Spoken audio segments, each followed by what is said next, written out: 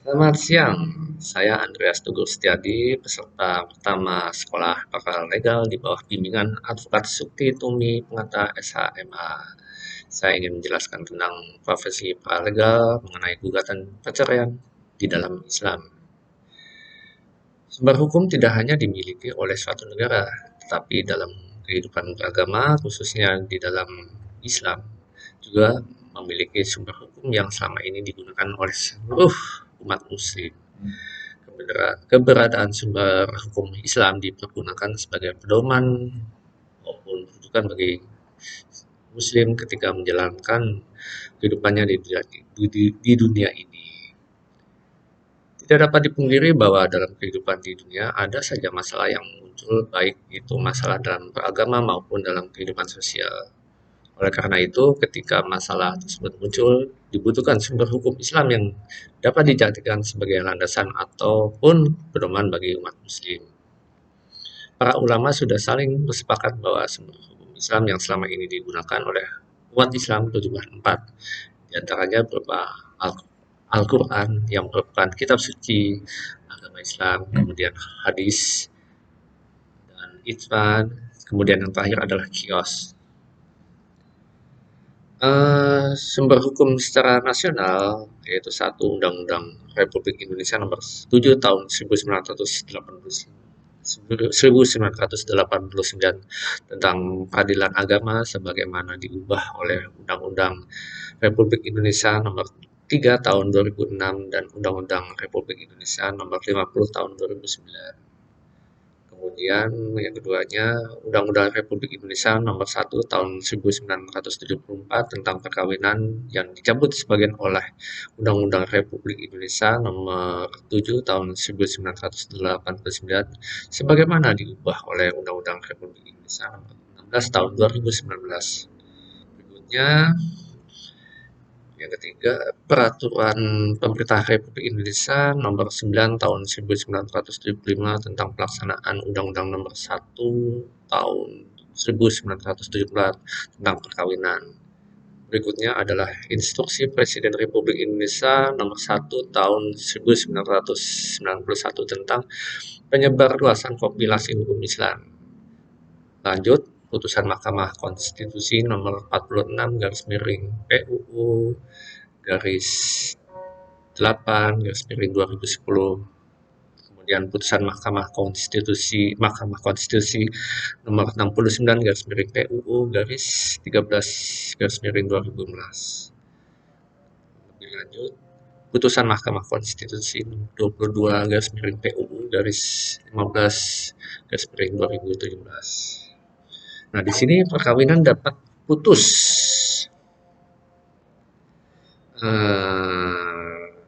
dikarenakan adanya kematian, kemudian perceraian, dan atas keputusan pengadilan. Pengajuan perceraian yang dilakukan secara sengaja atau bukan karena kematian hanya dapat dilakukan di depan sidang pengadilan setelah pengadilan yang bersangkutan berusaha dan tidak berhasil mendamaikan. Dalam perceraian pengadilan yang dilangsungkan menurut agama Islam dikenal dengan adanya istilah cerai gugat dan cerai talak. Perbedaan mendasar antara cerai gugat dan cerai talak terletak pada siapa yang mengajukan perceraian. Apabila yang mengajukan perceraian adalah istri, maka disebut dengan cerai gugat dan para pihak disebut penggugat dan tergugat. Apabila yang mengajukan perceraian adalah suami, maka disebut dengan cerai talak dan para pihak disebut dengan pemohon dan termohon. Cerai gugat yang definisinya dapat ditemukan dalam pasal 132 Kompilasi Hukum Islam atau KHI hanya dapat diterima gugatannya apabila tergugat menyatakan atau menunjukkan sikap tidak mau lagi kembali ke rumah kediaman bersama. Sementara cerai talak berdasarkan pasal 114 KHI merupakan putusnya perkawinan yang dapat terjadi karena talak atau berdasarkan gugatan perceraian. Talak merupakan ikrar suami di hadapan pengadilan agama yang menjadi salah satu sebab putusnya perkawinan. Mengenai pengajuannya antara cerai gugat dan cerai talak sama-sama diajukan ke pengadilan agama yang daerah hukumnya mewilayahi tempat tinggal pada cerai gugat yang diajukan istri, domisili yang digunakan adalah domisili istri, terkecuali apabila meninggalkan kediaman tanpa pengetahuan suami. Sama halnya dengan cerai gugat, domisili pada cerai talak adalah tempat tinggal istri dengan disertai alasan dan permintaan pengadaan sidang untuk keperluan tersebut. Dalam konteks hukum Islam yaitu KHI, istilah cerai gugat memiliki makna yang berbeda dengan yang terdapat dalam Undang-Undang Perkawinan dan PP nomor 9/1975 karena dikatakan bahwa gugatan cerai dapat diajukan oleh suami atau istri atau kuasanya ke pengadilan yang daerah hukumnya meliputi tempat kediaman tergugat. Sementara dalam KHI, makna cerai gugat adalah gugatan yang diajukan oleh istri atau kuasanya pada pengadilan agama yang daerah hukumnya mewilayahi tempat tinggal penggugat kecuali istri meninggalkan kediaman tanpa izin suami. Penting diketahui bahwa perceraian hanya dapat dilakukan di depan sidang pengadilan agama setelah pengadilan agama tersebut berusaha dan tidak berhasil mendamaikan kedua belah pihak. Putusnya perkawinan yang disebabkan karena perceraian dapat terjadi karena talak atau berdasarkan gugatan perceraian. Adapun yang dimaksud tentang talak adalah ikrar suami di hadapan pengadilan agama yang menjadi salah satu sebab putusnya perkawinan. Lebih lanjut, penjatuhan talak oleh suami diatur dalam pasal 129 KHI yang berbunyi bahwa seorang suami yang akan menjatuhkan talak kepada istrinya mengajukan permohonan baik lisan maupun tertulis kepada pengadilan agama yang mewilayahi tempat tinggal istri disertai dengan alasan serta meminta agar diadakan sidang untuk keperluan itu. Dengan kata lain, talak yang diakui secara hukum negara adalah yang dilakukan atau diucapkan oleh suami di pengadilan agama. Sehubungan dengan ini, apabila talak diucapkan di luar pengadilan, maka hukumnya hanya sah menurut hukum agama saja, tetapi tidak sah menurut hukum negara. Akibatnya, ikatan perkawinan antara suami istri yang terlibat tersebut belum putus secara hukum. Gugatan cerai adalah salah satu tindakan yang sering dilakukan oleh pasangan yang sudah tidak lagi harmonis dalam rumah tangga. Namun, tidak semua gugatan cerai yang diajukan akan diterima oleh hakim. Ada beberapa penyebab utama mengapa gugatan cerai tidak dapat diterima oleh hakim, seperti tidak memenuhi syarat-syarat yang ditentukan oleh undang-undang, yang tidak ada bukti yang cukup, dan lainnya. Seperti satu, bukti yang diajukan kurang lengkap. Contoh, gugatan cerai diajukan karena pihak suami tidak melakukan tanggung jawab yang semestinya, maka pihak istri harus melampirkan bukti-bukti yang mendukung agar gugatan cerai disetujui oleh hakim. Namun, jika penggugat tidak bisa menunjukkan bukti atau saksi yang dibutuhkan, maka secara otomatis hakim tidak akan menyetujui gugatan yang diajukan. Dengan demikian, rumah tangga tersebut masih dapat dilanjutkan. Berikutnya, nomor 2, penggugat atau istri tidak hadir 2 kali dalam persidangan.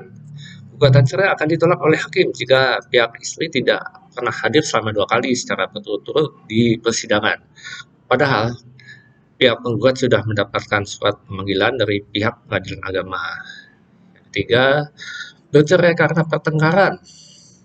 Hakim akan melakukan pertimbangan terhadap alasan bercerai yang diajukan oleh pihak istri. Jika penyebab perceraian adalah perselisihan antara keluarga, kemungkinan pihak hakim akan menyetujui perceraian tersebut. Namun, jika penyebabnya adalah karena pertengkaran antara suami istri, maka pengajuan perceraian akan sulit dikabulkan. Alasan bercerai yang kurang meyakinkan. Nah, ini yang keenam. Yang keempat, bahwa dijelaskan bahwa saat konsultasi, pihak penggugat akan diinfokan oleh pengacara perceraian untuk membuatkan alasan yang kuat dan bersifat memaksa, sehingga nantinya di pihak hakim akan menyetujui gugatan cerai yang diajukan. Namun jika alasan yang disampaikan terasa kurang meyakinkan, maka hakim berhak untuk menolak permohonan perceraian. Yang kelima, hubungan suami istri terlihat normal. Hakim bisa menolak permohonan perceraian jika hubungan suami istri masih terlihat normal dan tidak terlihat ingin bercerai, bahkan apabila pihak suami dan istri masih melakukan tugas dan kewajibannya seperti biasanya, permohonan tersebut bisa saja ditolak. Yang keenam, bukti yang diajukan tidak terbukti kebenarannya. Hakim bisa saja menolak permohonan gugatan cerai apabila bukti dan keterangan para saksi yang diajukan oleh pihak penggugat tidak terbukti kebenarannya. Hal ini juga bisa terjadi apabila bukti yang diajukan hanyalah rekayasa belaka. Yang ketujuh, bahwa gugatan perceraian dapat gugur apabila suami atau istri meninggal sebelum adanya putusan pengadilan agama mengenai gugatan perceraian tersebut. Nah, ini catatan bahwa salah satu perkara yang bisa dibantu penyelesaiannya oleh para legal adalah permasalahan konflik keluarga. Dalam hukum positif di Indonesia, masalah keluarga dalam Islam termasuk dalam kategori hukum perdata. Pembahasannya tidak jauh dari konflik rumah tangga yang berujung pada perceraian hak asuh anak atau disebut hak tanah, harta gunung ini dan mewaris. Pemberi bantuan hukum atau yang dikenal dengan paralegal yang sudah terlatih dan berpengetahuan di bidang hukum dapat membantu menyelesaikan konflik hukum dan meredakan masalah yang mungkin saja berlanjut dikarenakan penanganan yang terlambat dan tidak tepat. Dalam menjalankan tugasnya, paralegal harus berada di bawah naungan organisasi yang memberikan bantuan hukum. Pemberi bantuan hukum merupakan suatu organisasi yang memberikan layanan bantuan hukum yang bisa juga merupakan lembaga hukum ataupun organisasi kemasyarakatan. Di sini menurut Permen Kumham nomor 3 tahun 2021 tentang paralegal, bahwa dalam pemberian bantuan hukum, paralegal hanya dapat memberikan bantuan hukum pada klien dalam masalah non-litigasi. Karena litigasi adalah domain advokat. Paralegal tidak dapat beracara di depan peradilan karena tugasnya tidak mencakup hal tersebut. Kalaupun paralegal mendampingi di dalam peradilan, tugasnya adalah sebagai pengamat di dalam pengadilan. Jadi bukan sebagai tugasnya advokat, bukan berfungsi sebagai advokat ya. Paralegal sama sekali tidak bisa beracara dalam perkara litigasi secara mandiri. Jika disesuaikan dengan instruksi di Permenkumham nomor 3 tahun 2021 tentang paralegal, bahwa dalam pemberian bantuan hukum pasal 8 ayat 2 bahwa dijelaskan penyelenggaraan pendidikan dan pelatihan dapat mengembangkan materi kurikulum paralegal dalam sebagai bentuk pelatihan lanjutan untuk menampung kekerasan daerah dan kekhususan ruang lingkup kerja pemberi bantuan hukum tersebut. Ini setiap pemberi bantuan hukum juga harus memberikan perhatian khusus nih terhadap pelatihan di bidang hukum, terutama sengketa yang terjadi di kehidupan sehari-hari seperti sengketa yang berkaitan dengan konflik keluarga. Nah, memang paralegal di sini juga salah satunya membantu untuk menyelesaikan konflik keluarga, namun tidak mungkin beracara di dalam peradilan, ruang pengadilan. Karena dia fungsinya bukan seorang advokat, namun diupayakan bisa memediasi konflik-konflik rumah tangga tersebut sampai keluarga tersebut bisa melakukan rujuk yang semestinya. Demikian, terima kasih.